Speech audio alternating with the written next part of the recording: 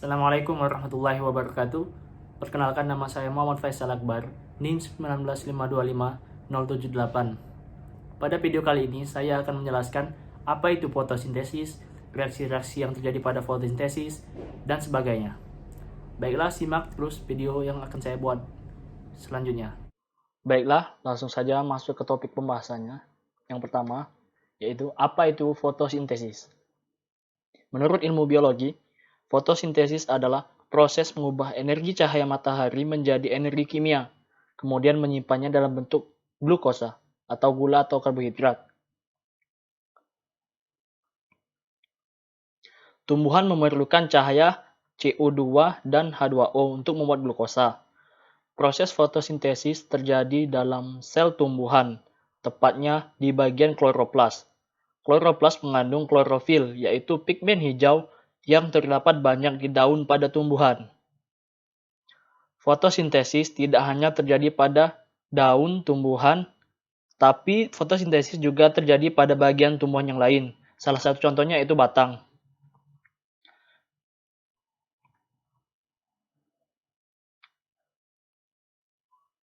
Bagian daun terdiri dari epidermis atas dan bawah, mesofil daun, pembuluh angkut, dan stomata.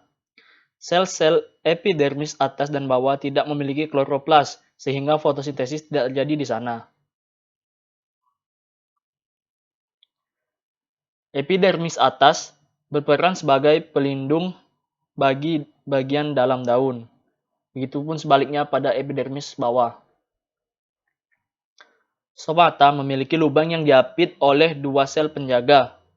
Fungsi stomata adalah untuk pertukaran udara, yaitu membiarkan CO2 masuk dan mengeluarkan O2 atau oksigen. Pembuluh angkut terdiri dari xilem dan floem. Pembuluh ini merupakan bagian dari sistem transportasi tumbuhan.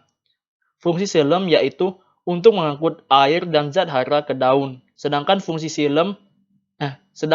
floem adalah untuk mengangkut nutrisi dari daun kemudian diedarkan ke seluruh bagian tumbuhan. Jaringan mesofil daun tersusun atas banyak kloroplas, dan disinilah proses fotosintesis terjadi. Selanjutnya yaitu klorofil. Struktur dari kloroplas terdiri dari membran luar dan dalam, ruang intermembran, stroma, dan tilakoid yang ditumpuk pada grana. Sementara bagian dari klorofil hanya terdiri dari membran dan tilakoid. Klorofil terlihat hijau karena berfungsi untuk menyerap cahaya merah dan biru. Dengan begitu, warna-warna tersebut tidak dapat dilihat oleh mata kita. Warna hijau pada klorofil adalah cahaya hijau yang tidak diserap oleh daun dan akhirnya sampai pada mata kita. Itulah kenapa daun tampak berwarna hijau. Fotosintesis adalah proses oksidasi reduksi atau redoks. Kunci dalam transformasi energi secara biologi adalah proses transfer energi dari satu molekul ke molekul lainnya. Satu dari dua mekanisme yang paling umum untuk mentransfer energi dalam reaksi biokimia melibatkan pertukaran elektron antar molekul. Reaksi ini dikenal sebagai reaksi reduksi oksidasi atau redoks. Kehilangan satu atau lebih elektron dikenal sebagai oksidasi, dan molekul yang kehilangan elektronnya disebut teroksidasi. Dalam reaksi biokimia, sebuah molekul yang teroksidasi sering dirujuk sebagai donor elektron. Sebaliknya, memperoleh sebuah elektron disebut sebagai reduksi, dan molekul yang memperoleh elektron yaitu terreduksi.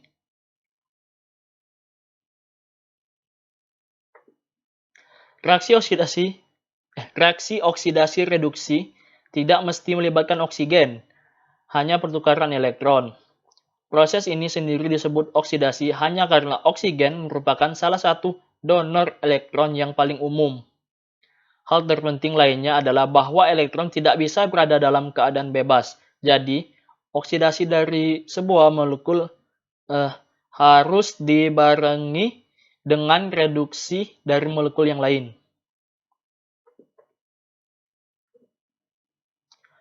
Fotosintesis dan respirasi adalah contoh dari reaksi oksidasi reduksi. Pada fotosintesis, air dioksidasi menjadi molekul oksigen dan elektronnya digunakan untuk mereduksi karbon dioksida menjadi gula. Respirasi adalah kebalikannya. Gula atau molekul organik yang lain teroksidasi dan elektronnya digunakan untuk mereduksi oksigen dan membentuk air.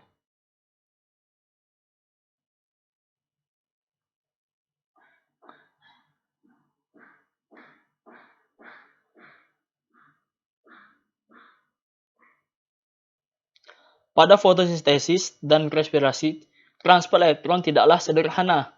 Satu tahap reaksi tetapi melibatkan pembawa elektron yang membawa elektron dari satu pengantara ke yang lainnya. Dua pembawa elektron yang paling umum adalah nikotinamid adenin dinukleotid atau NAD dan nikotinamid adenin dinukleotid fosfat atau NADP. Peran dari pembawa elektron ini dalam reaksi redoks dapat digambarkan oleh satu reaksi pada respirasi. Pada reaksi ini, asam malat teroksidasi menjadi asam oksaloasetat. Setengah reaksi untuk oksidasi malat adalah malat menjadi oksaloasetat plus 2 elektron plus 2H+.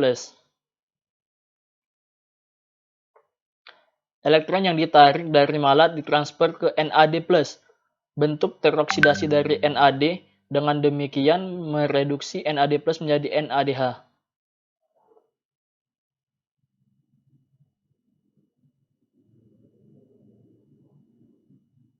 NADH adalah agen pereduksi yang kuat yang dapat dipakai untuk mereduksi molekul yang lain dimanapun di dalam sel.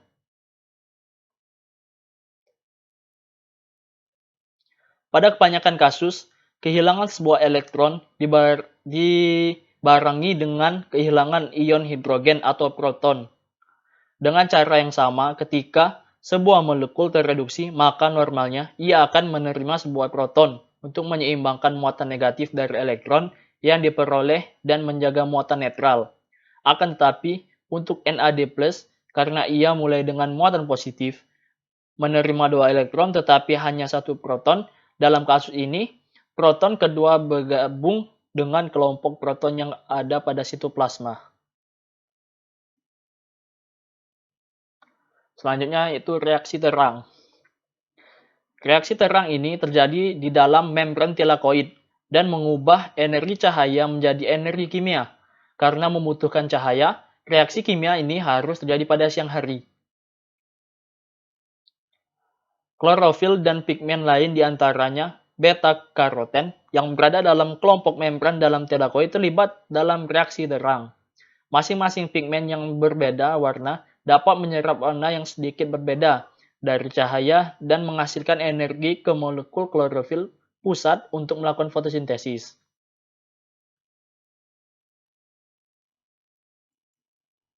Bagian tengah dari struktur kimia dari molekul klorofil adalah cincin porfirin, yang terdiri dari cincin beberapa karbon dan nitrogen dengan ion magnesium di tengahnya.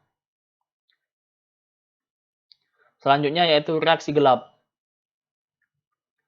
Reaksi gelap terjadi di stroma dalam kloroplas dan mengubah CO2 menjadi gula.